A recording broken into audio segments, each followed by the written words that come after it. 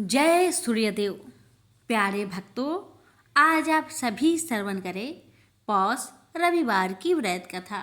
रविवार का व्रत हिंदू कैलेंडर में विशेष महत्व रखता है। यह दिन सूर्य देवता को समर्पित है और विशेष रूप से सूर्य के पूजन का दिन माना जाता है। रविवार को सूर्योदय के समय सूरज की आराधना करने से व्यक्ति को ऊर्जा, बल, स्वास्थ्य और समृद्धि की प्राप्ति होती है। तो आइए प्यारे भक्तों, अपने जीवन की मंगल कामना को करते हुए श्रवण करते हैं रविवार सूर्य भगवान की व्रत कथा। एक साहूकार था, उसके कोई बच्चा नहीं था। एक दिन वह सुबह के समय घर के बाहर गया तो उसने देखा कि एक किसान खेत में दाना डालने जा रहा था। साहूकार को देखते ही वो वापस लौट गया और बोला कि आज तो शगुन अच्छा नहीं हुआ। जब साहूकार ने यह सुना तो उसका मुंह उतर गया। घर आने पर उसकी पत्नी ने पूछा कि आज क्या बात है। साहूकार ने सारी बात बताई तो पत्नी बोली, आज चिड़िया आई तो बेबी बोली, बच्चे नहीं तो दाना कहाँ से मिलेगा, कहकर उड़ गई। साहूकार को क्रोध आया। उसी दिन से वह सूरज भगवान की आराधना करने लगा। 12 वर्ष बीत गए। तब सूरज भगवान ने सोचा कि यदि भक्त की पुकार नहीं सुनी तो भगवान को कोई नहीं मानेगा। सूरज भगवान को दया आई। प्रकट होकर बोले, साहूकार, तेरे नसीब में बच्चा नहीं है, पर मेरे आशीर्वाद से तेरे घर एक कन्या जन्म लेगी। 9वें महीने उनके घर में एक कन्या ने जन्म लिया। जब नायन नहलाने आती तो कन्या हंसती, मुस्कुराती। कन्या के मुस्कुराने से हीरे मोती गिरते। उन हीरे मोती को नायन लेकर चली जाती। 1.25 महीने बीत गए। तब साहूकार की पत्नी नायन से बोली, अब इसे मैं नहला लूंगी। जब वह उसे नहलाने लगी तो बच्ची के हंसने पर हीरे मोती गिरे। अब वो समझ गई कि नायन ने तो खूब हीरे मोती इकट्ठे कर लिए हैं। जब लड़की बड़ी हुई तो माँ बाप ने सोचा कि घर में धन तो बहुत है, घर जमाई रख लेते हैं। उन्होंने एक गरीब लड़का ढूंढा और उसके साथ अपनी लड़की का विवाह करा दिया। माँ दिन उगते ही बेटी को उठाने जाती और उसका मुख देखती। यह देख तब लड़की का पति बोला, अपने बीच सुबह सुबह माँ का क्या काम है। तो लड़की बोली, माँ का नियम है कि वह सुबह होते ही मेरा मुख देखती है। दूसरे दिन वो सुबह उठा और अपनी पत्नी का मुख देखा तो उसके मुख से हीरे मोती बिखरे।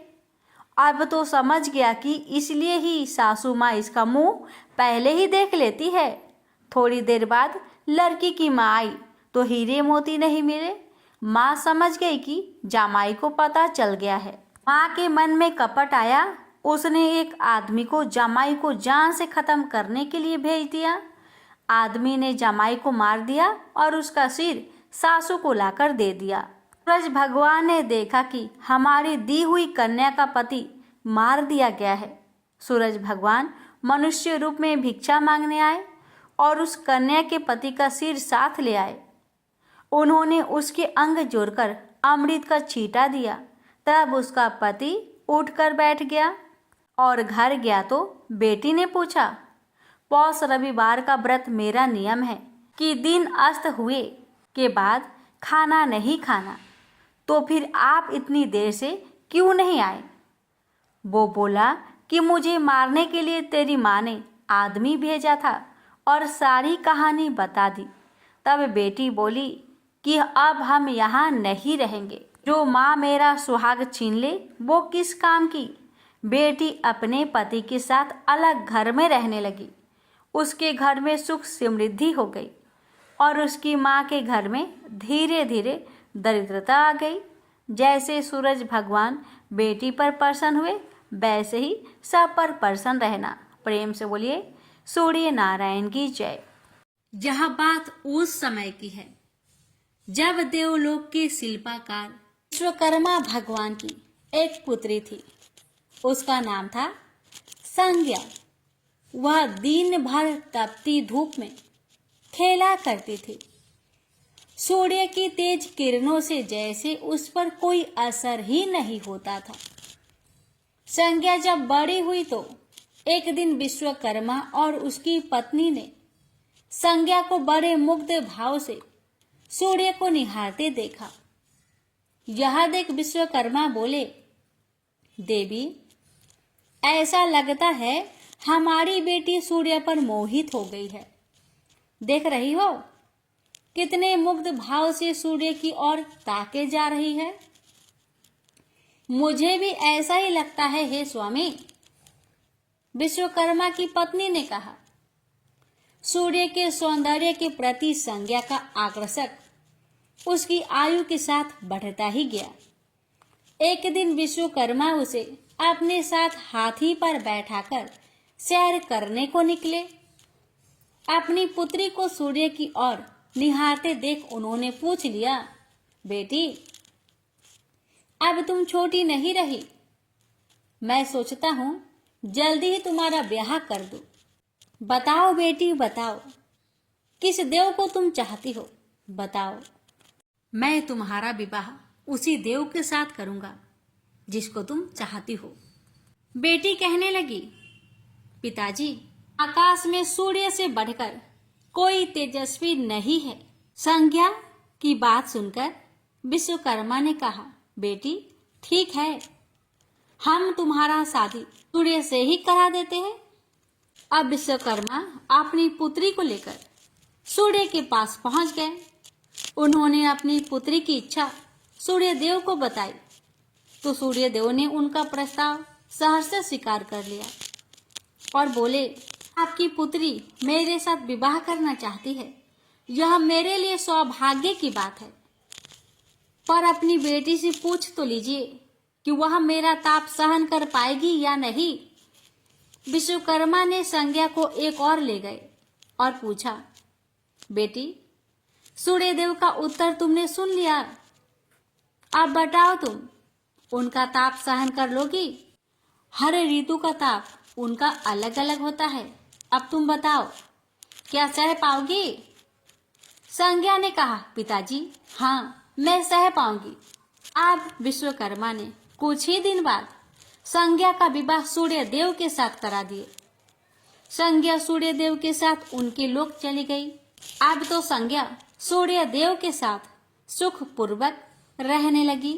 फिर उनके वहां एक पुत्र पैदा हुआ जिसका नाम रखा गया मनु। अनेक ऋषि मुनि बालक को आशीर्वाद देने आए। यह बालक ज्ञानियों में भी ज्ञानी होगा। ऋषियों ने भविष्यवाणी की, आशीर्वाद सच निकला। जब वह कुछ बड़ा हुआ तो ऋषि मुनियों से शिक्षा ग्रहण करने लगा। सूर्यदेव और संज्ञा को अपने बेटे पर बड़ा गर्व था। वे बहुत ही प्रेम से अपने बेटे का लालन पालन करते थे। अनाचार एक बार ग्रीष्म ऋतु में सूर्य की किरणें बहुत ही प्रखर हो गई। उनका तेज अपने चरम सीमा पर जा पहुंचा। संज्ञा की चमड़ी रसने लगी। सूर्यदेव ने उसे अपने पास बुलाया तो वह अपनी आंखों पर हाथ रखकर उनके पास पहुंची। सूर्यदेव बोले, संज्ञा, मेरी ओर देखो, तुमने अपनी आंखें क्यों ढक ली? नेत्र खोलो और मेरी ओर देखो, मैं तुम्हारा पति हूँ। संज्ञा बोली, स्वामी, आपके ताप से मेरी आंखें खुल नहीं पा रही है। संज्ञा की बात सुन सूर्यदेव ने कहा, इसका अर्थ तो ये हुआ कि तुम मुझे अपने से दूर कर रही हो। विवाह के पूर्व मैंने तुमसे पूछा भी था कि क्या मेरा ताप सहन कर पाओगी। तुम्हारी सहमति पाकर ही मैंने तुम्हारे साथ विवाह करना स्वीकार किया था, लेकिन अब तुम अपने वचन से मुकर रही हो। सूर्यदेव क्रोधित होकर कहने लगे। संज्ञा बोली, हे स्वामी, इसमें मेरा दोष नहीं, आपका ताप ही प्रखर है। यह सुन सूर्यदेव और भी कुपित हो उठे और बोले, सुनो संज्ञा, प्राणवान वस्तुओं को जीवित रखने वाला मैं ही हूं, परंतु तुमने मेरी ओर से आंखें बंद कर ली, अतः तुम्हारे गर्भ से जो बालक उत्पन्न होगा वह यम होगा। यम अर्थात मृत्यु का देवता। संज्ञा वहां से भाग जाना चाहती थी, लेकिन बच्चों का मोह उसे विवश किए हुए था।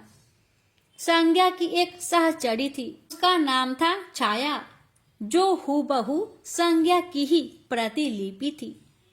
उसने इस विषय में छाया की मदद लेने का निश्चय किया। उसने छाया को बुलाया और अपनी समस्या बताई।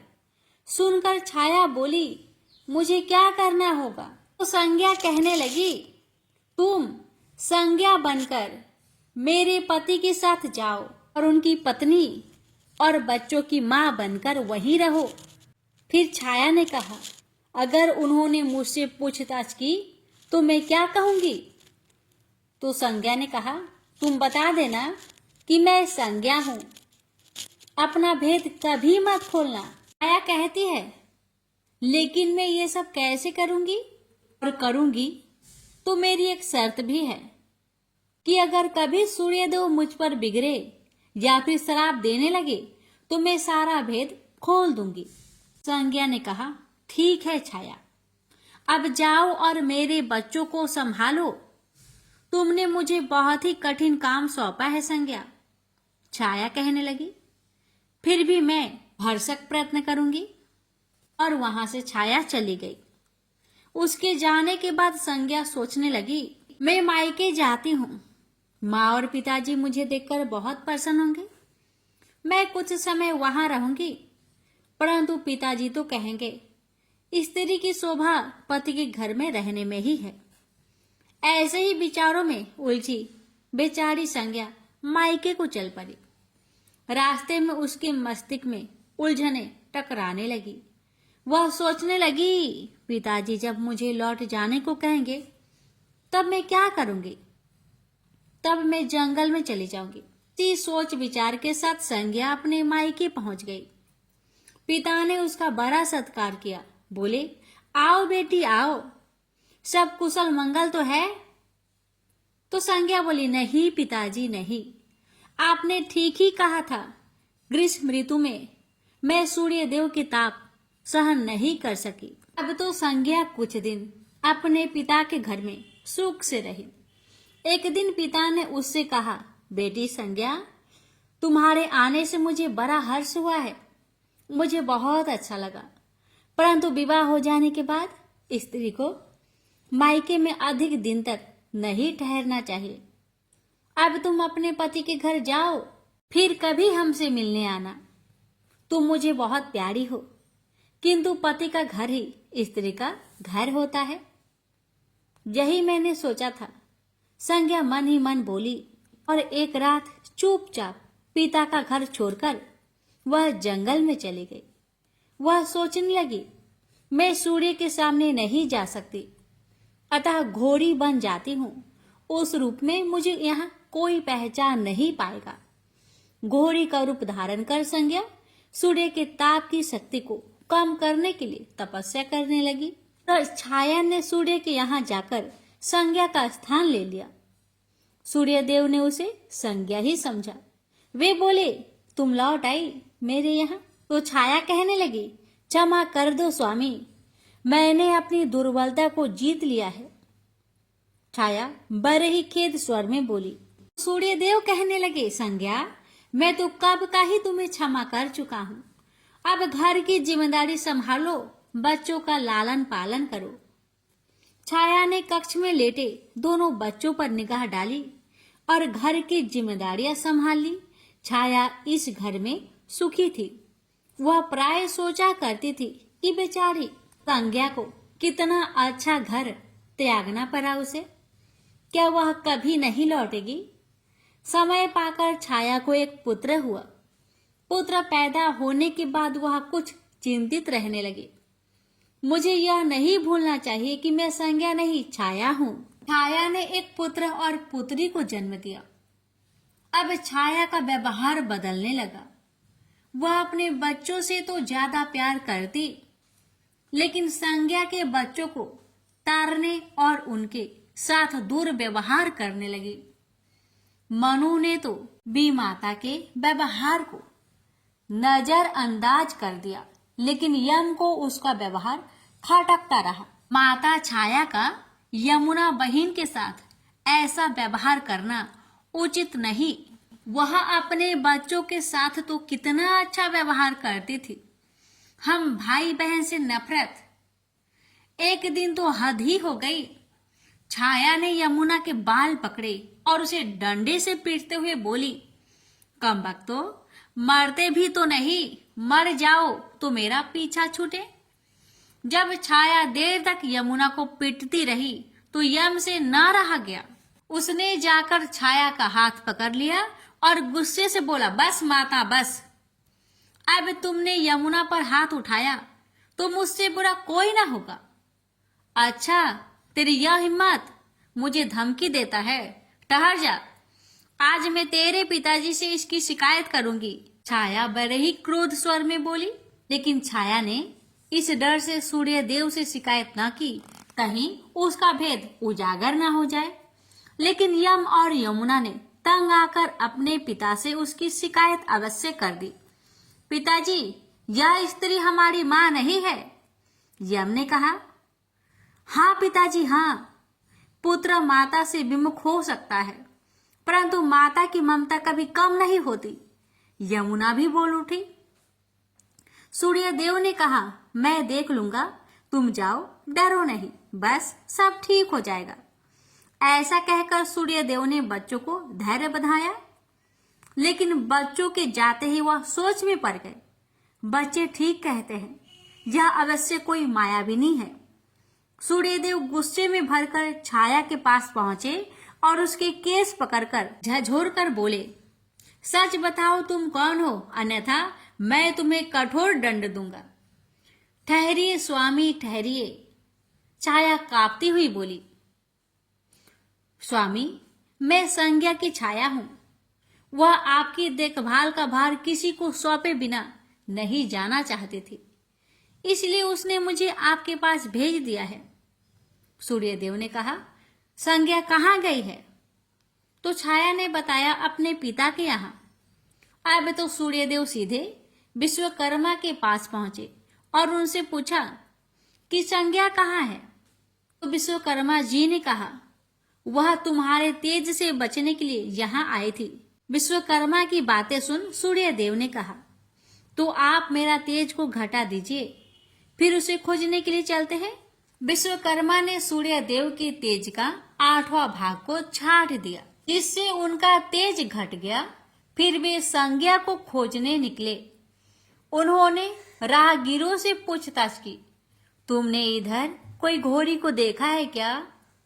हाँ, एक बिलछन घोड़ी को हमने नदी के पास विचरण करते हुए देखा है, राहगीरों ने बताया।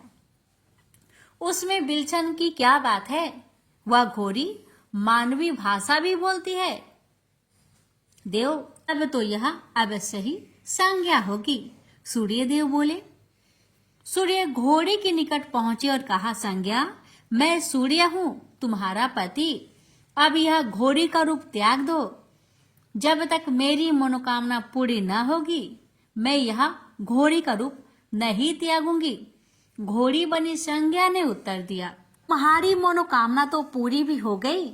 सूर्यदेव ने कहा। फिर विश्वकर्मा बोलने लगे, बेटी, सूर्यदेव ठीक कहते हैं, मैंने इनके तेज का 8वां भाग को काट दिया है।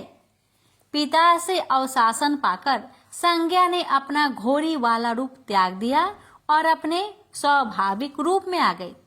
वह हर्ष से अपने पिता से लिपट गई और फूट फूट कर रोने लगी। फिर उसने झुककर सूर्यदेव के पांव छुए और पूछा, स्वामी, हमारे बच्चे तो सकुशल है ना? सूर्यदेव ने कहा, हाँ, दोनों बच्चे ठीक है। मनु, यम और यमुना को अब फिर से मां मिल जाएगी। सूर्यदेव ने मुस्कुराकर कहा, मैं अब कभी भी अपना घर त्याग कर नहीं जाऊंगी। संज्ञा ने सूर्यदेव को वचन दिया और साथ में संज्ञा बोली, स्वामी, आप छाया को क्षमा कर देना और अपने साथ ही रखना। दोनों का मिलन देखकर विश्वकर्मा ने भी अपना आशीर्वाद प्रदान किया। जाओ और सदा सुख शांति से रहो। सूर्यदेव और संज्ञा सूर्यलोक पहुंचे और छाया और बच्चे के साथ आनंद पूर्वक रहने लगे। तो प्रेम से बोलिए सूर्य नारायण की जय। द्वारपर की बात है। भगवान श्री कृष्ण एक बार अपनी बुआ कुंती के आश्रम काम्य वन में पहुंचे। उस समय पांडव लोग अज्ञातवास कर रहे थे। भगवान कृष्ण ने कहा, बुआ जी, मैं तुम्हें वनवासी भेष में देखकर दुखी हो जाता हूँ। मुझे सदैव इस बात की चिंता लगी रहती है कि पता नहीं कब दुष्ट दुर्योधन का प्रहार तुम्हारे ऊपर हो जाए। अतएव इस विपत्ति से छुटकारा पाने के लिए तुम भगवान सूर्य नारायण की आराधना करो। भगवान सूर्य ही सभी जीवों के नियंता और प्राण हैं। उनके तेज से ही जीवों का उद्धार होता है। भगवान कृष्ण ने बतलाया कि एक बार शंकर जी से पार्वती जी ने कुछ पूछा था, उसे मैं तुमसे बतलाता हूँ। शिव जी ने पार्वती जी से कहा, यदि तुम इस बात की जानकारी प्राप्त करना चाहती हो तो मथुरापुरी में जाओ। वहाँ सूर्य पुत्री यमुना जी की धारा प्रभावित होती है। यमुना के तट पर ऋषि, महर्षि, मुनि आदि निरंतर तपस्यारत रहते हैं। भगवान रुद्र की आज्ञा से पार्वती जी कालिंदी यमुना तट को चल पड़ी। कुछ ही दूर जाने पर उन्हें रास्ते में रोती बिलखती एक स्त्री दिखाई पड़ी। उसने बतलाया कि उसका नाम कुसुमवती है और उसका निवास कुसुमाकर वन के बीच में है। संतानहीनता होने के कारण उसके पति बसंत ने उन्हें त्याग दिया है और इस प्रकार वह निराश्रिता हो गई है। पार्वती जी उस स्त्री को साथ ले आगे चली गई। उन्हें रोती हुई एक दूसरी स्त्री मिली। उसने बताया कि मेरा नाम गंगा है। मेरे पति महाराज शांतनु ने पुत्रों के जीवित न रहने के कारण मुझे अपमानित किया, जिससे मैं दुखी होकर घर चली आई हूँ। इसी प्रकार थोड़ी दूर जाने पर मधुबन में माधवी नाम की एक स्त्री और मिली, जो पति के वैभव का नाश होने के कारण घर से निकाल दी गई थी। इनके अंतरल आगे जाने पर कुमुद वन में कुमुदा नाम की स्त्री से भेंट हुई, जिसके पति को राजा ने बंदी बना लिया था और वह व्याकुल होकर विलाप कर रही थी। उन सभी स्त्रियों को साथ लेकर पार्वती जी यमुना तट पर जा पहुंची। उस तट पर पूजन उत्सव देखकर पार्वती जी ने ऋषि पत्नियों से पूछा कि यह किस देव की आराधना हो रही है, इस पूजन का विधान और फल क्या है। उनकी बात सुनकर एक ऋषि पत्नी ने कहा, यह जगत पिता सूर्य नारायण का व्रत है और सभी मनोरथों को पूर्ण करने वाला है। इस व्रत को करके प्रत्येक नर नारी अभिष्ट सिद्धि प्राप्त होती है। तुम्हारी भी यदि कोई वांछा हो तो इस व्रत को करके प्राप्त करो। ऋषि पत्नियों से ऐसी बात सुनकर पार्वती जी अत्यंत प्रसन्न हुई और उस व्रत के विधान का फल को जानकर शिव जी के पास लौट आई। पार्वती जी ने इस व्रत को करके विघ्न नाशक गणेश जी जैसे पुत्र को प्राप्त किया। प्रेम से बोलिए सूर्य नारायण की जय। सूरज भगवान रोज उठते और जग में प्रकाश देने चले जाते। एक दिन भगवान को लगा कि राना दे सूखती चली जा रही है, तो राना दे से पूछा कि तुम्हारे मन में क्या है। राना दे बोली, मेरे मन में खीर खांड के भोजन की इच्छा है। भगवान बोले, मांगा भी तो क्या मांगा, ये तो हम रोज खाते हैं। राना दे बोली, भगवान आप खीर खांड के भोजन जिमते हो, मैं तो खट्टी रब जिमती हूँ। भगवान बोले, राणा दे, तुम झूठ बोलती हो। एक जैसा भोजन मेरी माँ हमको देती है। राणा दे बोली, सुबह आप मेरी थाली लेना, मुझे आपकी थाली देना। दूसरे दिन जिमते समय भगवान ने पानी के गिलास को टक्कर देकर गिरा दिया।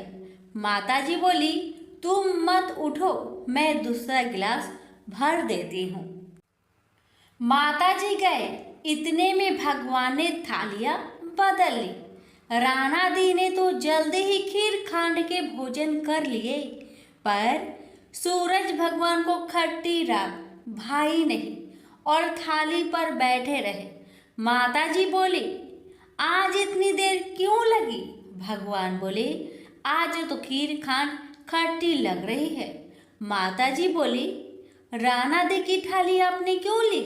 भगवान कहने लगे, माँ, अपने घर में आप 2 जने और मैं, जिसमें भी 2 भात, मैं नियम पालन करने वाला, और मेरे ही घर में ऐसा होता है तो दुनिया में क्या होता होगा। घर में सबका खाना एक जैसा बनाओ। यहाँ से वो कुम्हार के घर गए और बोले, 2 पेट की हांडी किस कुम्हार ने बनाई? रतन कुमार को लगा कि आज तो भगवान आए हैं। माताजी तो 1 टका देती थी, ये तो 2 टका देंगे। और कुम्हार बोले, मैंने बनाई। भगवान बोले, आज के बाद 2 पेट की हांडी बनाए तो तेरे सहस्त्र पेट कर दूंगा। कुम्हार बोला, मेरा तो 1 पेट भरना मुश्किल है, सहस्त्र हो गए तो क्या करूँगा? मैं अब 2 पेट की हांडी नहीं बनाऊंगा। इस तरह सूरज भगवान ने दुर्भांत मिटाए। प्रेम से बोली सूर्य नारायण की जय। 2 माँ बेटी थी। सूरज भगवान का व्रत करती थी। सूरज भगवान का व्रत आया, माँ को किसी आवश्यक कार्य से बाहर जाना पड़ा। उसने अपनी बेटी से कहा, बेटी, तू 2 रोट बना लेना। बेटी ने 2 रोट बना लिया। उसी समय एक जोगी भिक्षा मांगने आया। उसने माँ के रोट में से एक टुकड़ा तोड़कर जोगी को दे दिया। माँ बाहर से आई और बोली, मेरा रोट दे। तो बेटी बोली, माँ, एक जोगी भिक्षा मांगने आया था, आपके रोट में से थोड़ा टुकड़ा उसको दे दिया। ऐसा सुनते ही उसकी माँ ने जिद पकड़ ली और सारा दिन कहने लगी, घी रोटो दे, घी रोटो, मेली कोर दे, पूरो दे, पर महारो दे। सब ने यही सोचा कि यह पागल हो गई और सब जनों ने मिलकर उसे एक अंधेरी कोठरी में बंद कर दिया। लड़की का एक राजकुमार से विवाह हो गया। उसके पति ने जिद कर ली कि मेरे को अपने ससुराल जाना है। बेटी की मायके में कोई और नहीं था। जब उसने सूरज भगवान से विनती की कि मेरे को 1.25 पहर का मायका दो, जब सूरज भगवान तथास्तु कहकर अंतर्ध्यान हो गए, उसके बाद सूरज भगवान की कृपा से जंगल में महल, बाग बगीचे, माता पिता, भाई बहन, भाभी भतीजे सब बेटी जमाई के आदर सत्कार करने लगे, अपना प्यार लुटाने लगे। 1.25 पहर का समय बीतने लगा, पर जामाई जी का मन नहीं भरा। बेटी बोली, चलो, देर हो रही है। उसको पता था 1.25 पहर होते ही सब खत्म हो जाएगा। वो अपने पति को लेकर जाने लगी। उसके पति ने अपने एक पाँव की मोचरी वहीं छोड़ दी। आधे रास्ते गया और बोला, मेरी मोचरी वहीं रह गई। उसने बहुत समझाया, आपके क्या कमी है, पर वह नहीं माना। वापस जाकर देखा तो वहाँ जोर से हवा चल रही। जहाँ भोजन बनाया वहाँ राख उड़ रही। पेड़ के नीचे उसकी मोचरी रखी थी। उसके पति ने उसका हाथ पकड़ा और पूछा, ये जादू किया तुमने? तब उसने अपने पति को सारी बात बताई। उसके पियर मायका में कोई नहीं है, उसकी एक बावली माँ है। ये तो सूरज भगवान ने उसको सवा पहर का मायका दिया। उसने और उसके पति ने सूरज भगवान से प्रार्थना की और सूरज भगवान की कृपा से उसकी माँ ठीक हो गई और उसको बहुत सारी धन दौलत देकर विदा किया। हे सूरज भगवान, जैसा लड़की को दिया वैसा सबको देना।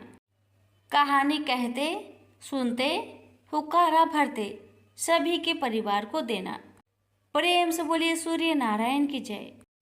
प्राचीन काल में एक नगर में एक वृद्धा रहती थी। उसका नियम था कि वह हर रविवार घर आंगन गोबर से लिपकर भोजन तैयार करती और सूर्य देव को भोग लगाकर ही भोजन करती थी। ऐसा व्रत करने से उसका घर अनेक प्रकार से धन्य धान्य से पूर्ण हो गया। श्री हरि की कृपा से घर में किसी प्रकार की विघ्न या दुख नहीं था। सब प्रकार से घर में आनंद रहता था।